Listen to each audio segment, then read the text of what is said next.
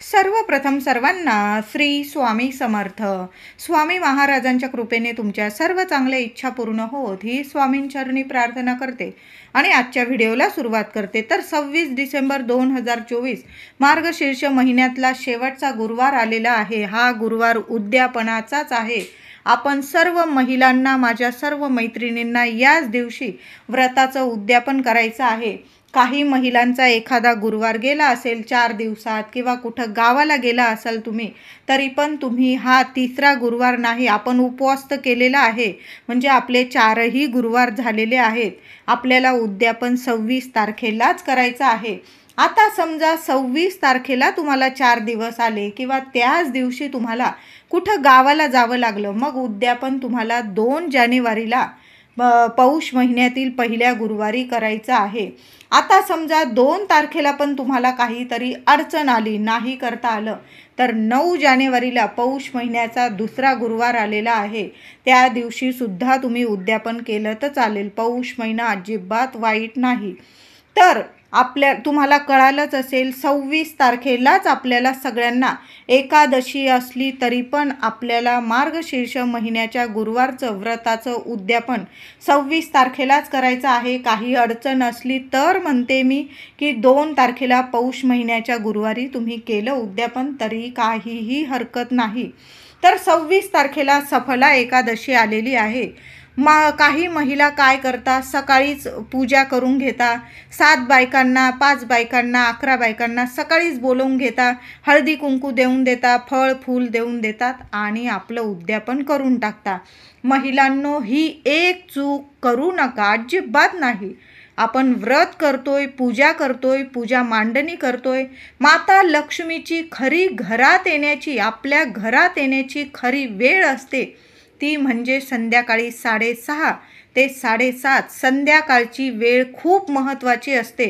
आपल्या घरात माता लक्ष्मी येण्यासाठी, आगमन होण्यासाठी, त्या माता लक्ष्मीचं स्वागत करण्यासाठी तुम्ही कुठंही जायचं नाही. कारण काही महिला काय करतात, पूजा करतात आणि घराला कुलूप लावतात किंवा घरात कुणीच राहत नाही आणि लक्ष्मीची पूजा केलेली असते. असं घर सोडून, आपल्या देवी आईला एकटं सोडून कुठंही जाऊ नका. व्रताचं उद्यापन घाईघाईत उरकून घ्यायचं नाही. आपण महालक्ष्मी व्रत करतोय. कुठल्याही देवीचं व्रत करताना शांततेत करा, नाही तर नाही केलं तरीही चालेल. शांततेत मनापासून केलेलं व्रत आणि त्याचं उद्यापन फळ देऊनच जातं. म्हणून आपल्याला व्रताचं उद्यापन, महालक्ष्मी व्रताचं, मार्गशीर्ष व्रताचं उद्यापन करायचं असेल, ती संध्याकाळचीच योग्य वेळ असते.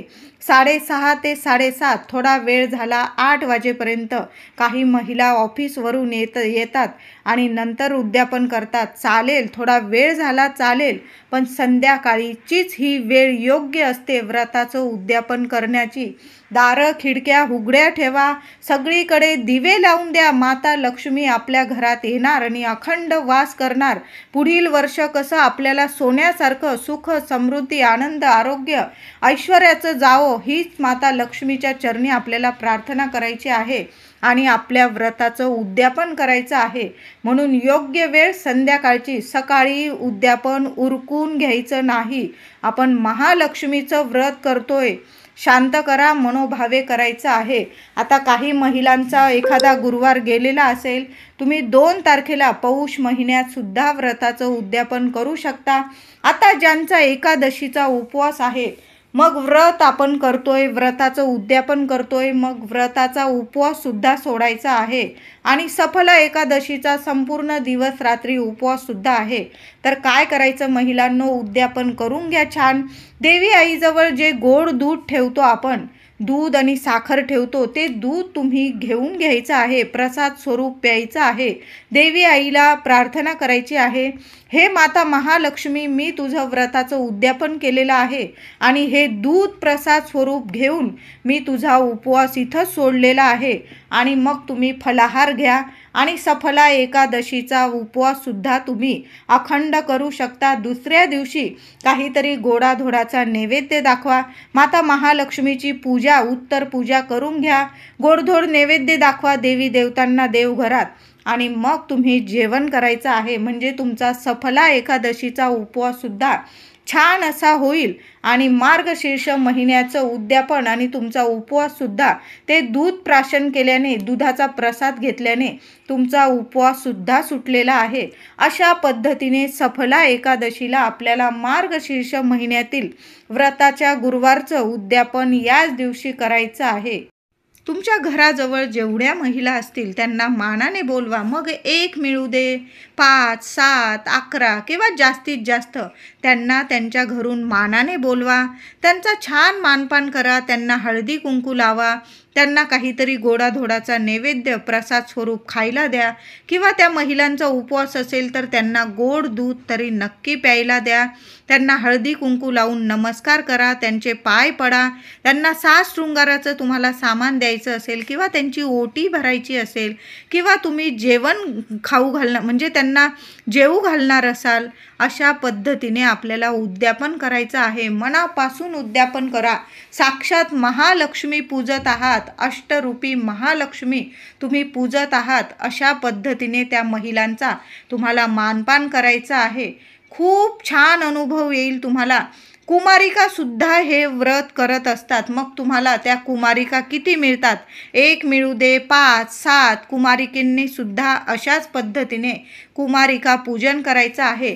आता तुम्हाला महिलाच नाही मिळाल्या पूजन करण्यासाठी, म्हणजे तुम्ही एखाद्या नवीन ठिकाणी राहायला गेल्या, तुमची ओळख पाळख नाही, तुम्हाला महिलाच मिळाल्या नाही, तुमच्याकडे आल्याच नाही, मग काय करायचं? तुमच्या घराजवळ जे देवी मंदिर असेल तिथं जायचं आहे. तुम्हाला घरी पूजा करून घ्या. 7 किंवा 11 डझनभर केळी घ्या. पोथी वाटायची असेल तुम्हाला, पोथ्या घ्या, केळी घ्या, फूल घ्या.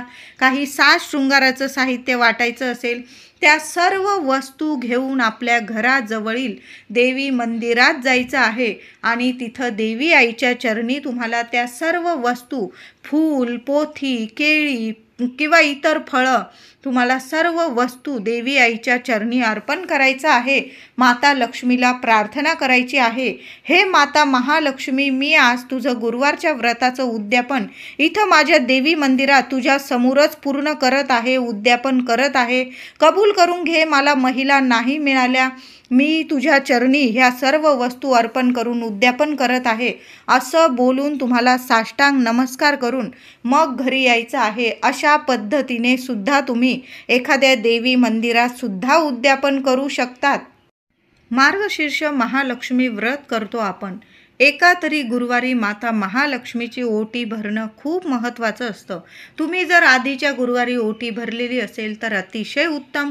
नसेल भरली तर शेवटच्या गुरुवारी जरी तुम्ही घरच्या घरी महालक्ष्मीची ओटी भरली, जिथं तुम्ही पूजा मांडणी केलेली आहे त्याच पाटावर देवी आईची ओटी भरली तरीही चालेल. खणा नारळाची भरा, साडी चोळीची भरा, पण ओटी जरूर भरा. खण घ्या, नारळ घ्या, तांदूळ घ्या, वेणी घ्या, साज शृंगाराचं सामान घ्या, काचेच्या हिरव्या बांगड्या घ्या, त्याचबरोबर एखादा पानाचा विडा किंवा तांबूल ठेवता आला तर अतिशय उत्तम. या सर्व वस्तू ताटात ठेवा. छान नीट शेंडी देवी आईकडं आली पाहिजे अशा पद्धतीने तुम्हाला नारळ त्या ओटीवर ठेवायचा आहे. खणावर ठेवा किंवा साडीवर. तो आपला नारळाची शेंडी देवी आईकडं आली पाहिजे अशा पद्धतीने तुम्हाला तो नारळ ठेवायचा आहे. ते छातीशी ताट लावा. देवी आईला प्रार्थना करा की मी मार्गशीर्ष महिन्यात तुझी ओटी भरत आहे, कबूल करून घे. माझ्या घरात अष्टरूपी महालक्ष्मी अखंड वास कर. माझ्या घरात कायम तुझी कृपा आशीर्वाद राहू दे. भरभराट होऊ दे. सुख, ऐश्वर्य, आरोग्य प्रदान कर आम्हाला सर्वांना. माझ्या कुटुंबाची भरभरून प्रगती कर.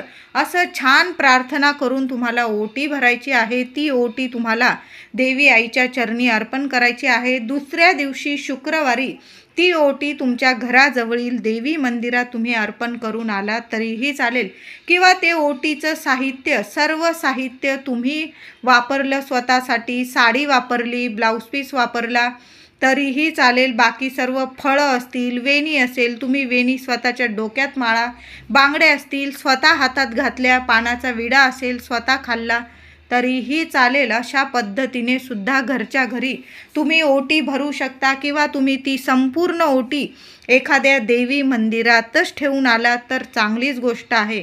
नसेल देवी मंदिर, तुम्ही स्वतः वापरली तरीही चालेल. मार्गशीर्ष महिन्याचं उद्यापन करण्याची योग्य वेळ ही संध्याकाळीच असते, म्हणून संध्याकाळी छान असं शांततेत मनोभावे उद्यापन करायचं आहे. संध्याकाळी 6:30 ते 7:30, थोडा उशीर झाला तरीही चालेल, पण संध्याकाळीच उद्यापन करा. अगदी घाईघाईत सकाळी उद्यापन करू नका. आता मार्गशीर्ष महिन्याचं छान असं उद्यापन करतो आपण, मग दुसऱ्या दिवशी उत्तर पूजा करताना काही महिला खूप मोठी चूक करतात. मार्गशीर्ष गुरुवारी कलशावर पुजलेल्या नारळाचं काय करावं? तुम्ही काय करतात? वाढवता की विसर्जन करतात? बऱ्याच महिला काय करतात, काही महिला तो नारळ प्रसाद म्हणून खातात. मुळात नारळ हा केक किंवा चिक्कूसारखा सहजपणे खाता येत नाही. नारळावर शस्त्र प्रहार करून फोडावा लागतो, वाढवावा लागतो. नारळ हे लक्ष्मी मातेचं प्रतिकात्मक स्वरूप आहे. मुख कमल म्हणून आपण पूजत असतो, त्या स्वरूपाचे प्रतिकात्मक पार्थिव मुख कमलावर शस्त्र प्रहार करणं हे प्रचंड वेदनादायी आणि क्लेशदायक आहे. चुकीची गोष्ट आहे. फक्त मार्गशीर्षातलाच नव्हे तर इतर कोणत्याही मंगल प्रसंगी शुभ कार्यासाठी पूजलेल्या कलशावरचा नारळ विसर्जन करायचा असतो, फोडायचा, वाढवायचा नसतो. परंतु काही ठिकाणी जलप्रदूषणामुळे विसर्जन करण्यास मनाई केली असेल तर तो कलशावर पूजलेला नारळ एक भांडं घ्या, त्यात थोडं पाणी घ्या, नारळ बुडेल इतकं पाणी घ्यायचं आहे.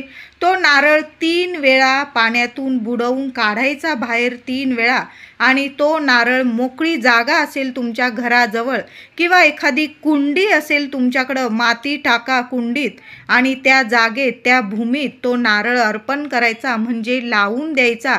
त्या निमित्ताने वृक्षारोपण होईल, एक नारळाचं झाड निर्माण होईल. बुडवलेलं पाणी तुम्ही तुळशीला घातलं तरीही चालेल. कलश म्हणजे फक्त पाण्याचा तांब्या नव्हे, मुळात कलश पूजन म्हणजे जलयुक्त कलश म्हणजे वरुणादी देवतांचं निवासस्थान आहे. कलशाच्या मुखाशी श्री विष्णू वास करतात, मध्यभागी ब्रह्मदेवता. यासोबत जेव्हा आपण आंब्याच्या डहाळ्या, 5 पानांच्या डहाळ्या, विड्याची पानं, इतर वस्तू म्हणजे दुर्वा, पैसा, सुपारी, दुर्वा म्हणजे साक्षात गणपती बाप्पा, पैसा, सुपारी म्हणजे पैसा म्हणजे साक्षात लक्ष्मी माता, सुपारी म्हणजे श्री विष्णू, हळदी, कुंकू, नारळ ठेवून वस्त्र अलंकारांनी सजवत असतो, संपूर्ण कलशाची पूजा करतो, तेव्हा त्या संपूर्ण कलशात देवींचं तत्व प्रकट झालेलं असतं. काही पूजांमध्ये कुलस्वामिनी, महिषासुरमर्दिनी, भगवती, तुळजाभवानी, प्रत्येक देवी माता त्या कलशात विराजमान होत असते, महालक्ष्मी विराजमान होते, म्हणून कलश पूजला जातो. तर काही पूजांमध्ये महालक्ष्मी, अष्टलक्ष्मी सहित महालक्ष्मी म्हणून पूजला जातो. तेव्हा तो कोणत्याही प्रसंगी कलशावर पूजलेला नारळ हा विसर्जन करा किंवा भूमीत अर्पण केला, लावून दिला तुम्ही एखाद्या कुंडीत किंवा तुमच्या घराजवळ जागा असेल मोकळी, तिथं तुम्ही लावून दिला, एखादं झाड नक्कीच येईल.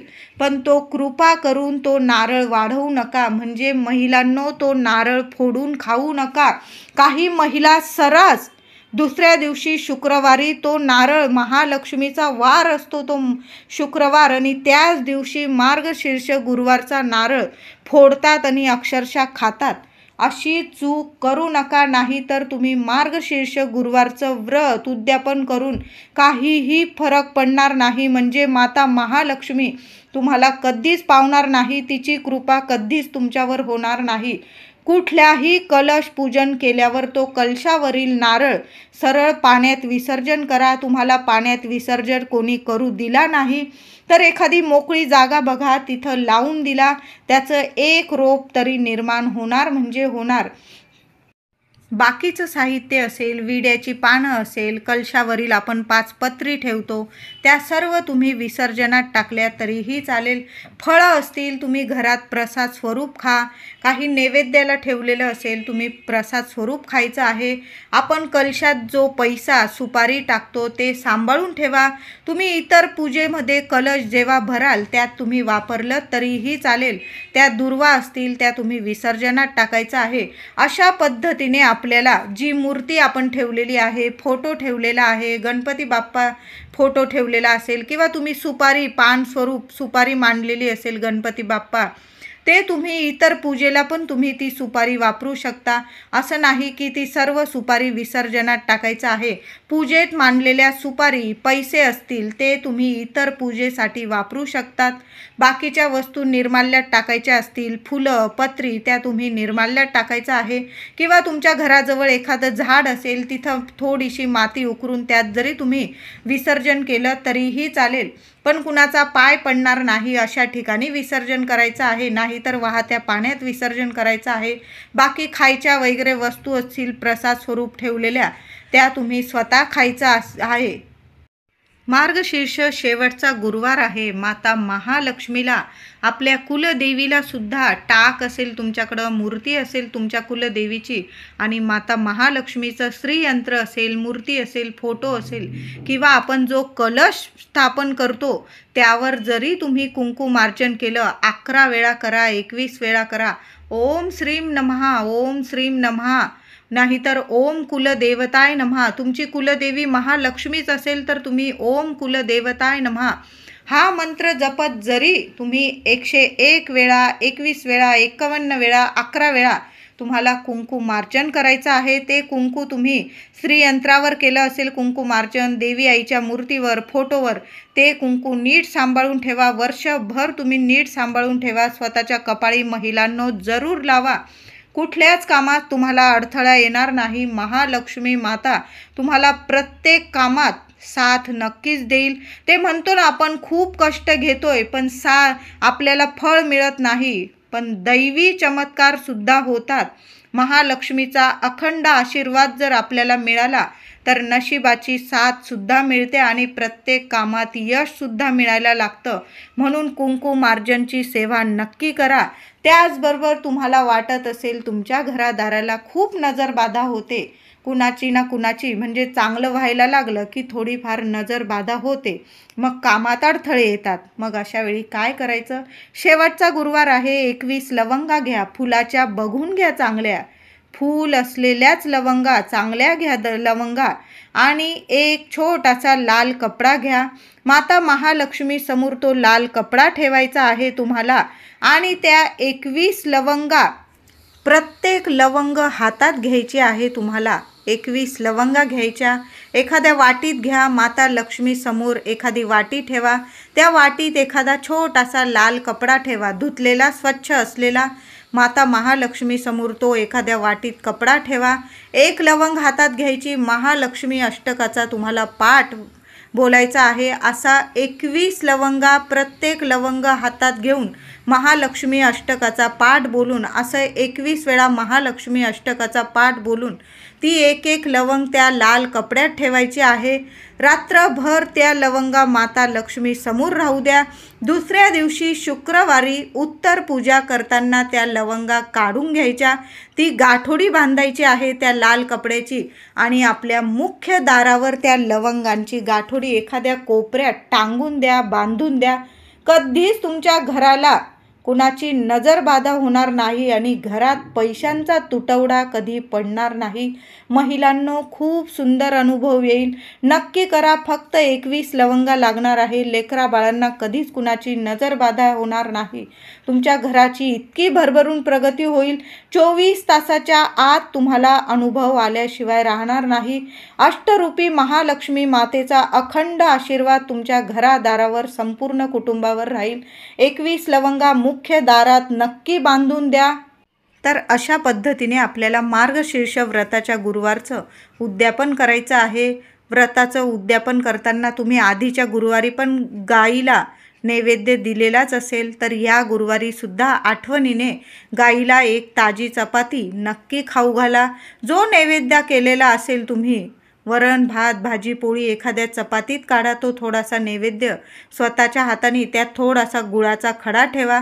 तुम्ही पुरणाची पोळी केली असेल तर पुरणाची पोळी स्वतःच्या हाताने गाईला तूप लावून पुरणाची पोळी नक्की खाऊ घाला.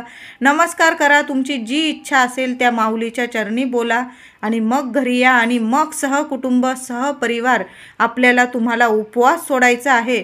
अशा पद्धतीने आपल्याला मार्गशीर्ष गुरुवारचं उद्यापन करायचं आहे. कुणाची निंदा नालस्ती करू नका. काही नाहीच केलं तुम्ही तरीही चालेल, पण मार्गशीर्ष गुरुवारी माता महालक्ष्मीच्या स्वागतासाठी आपलं घर दार इतकं छान सजवून ठेवा. मुख्य दाराशी दोन्ही वेळेला नाही जमलं संध्याकाळी तरी दोन्ही ठिकाणी दोन्ही साईडला दिवे नक्की लावून ठेवा. तुळशी मातेजवळ तुपाचा दिवा लावून ठेवा. मातेचं स्वागत करण्यासाठी आपला दरवाजा मुख्य दरवाजा सुशोभित करून ठेवा. माता लक्ष्मी आनंदाने येईल आणि अखंड वास करेल. व्हिडिओ आवडला असेल लाईक करा, शेअर करा, चॅनलला कृपया सबस्क्राईब करा. धन्यवाद.